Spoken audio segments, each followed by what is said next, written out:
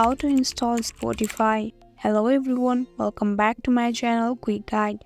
Today in this tutorial video, I'm going to show you guys how you can install a Spotify application on your devices. So let's get started. So in the case of Android devices, there is a simple method on installing Spotify. Just simply go on Play Store and type Spotify and install it.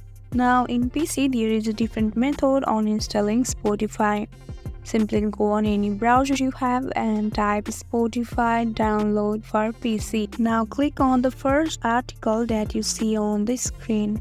And here, as you can see on the screen, there is the two-way to download Spotify. You can download the Spotify application directly from Spotify and also get it from Microsoft Store. For instance, I'm choosing to download Spotify directly from Spotify. Once the file is downloaded, launch the installer and install the Spotify application. And once you do that, your Spotify application will be installed on your device. Now you can just simply log in into your account and enjoy the songs and podcast. So that's it for the video. I hope you understood how you can install Spotify on your devices. Don't forget to drop a like and subscribe to my channel. We'll see you on next video. Till then, stay tuned. Bye bye.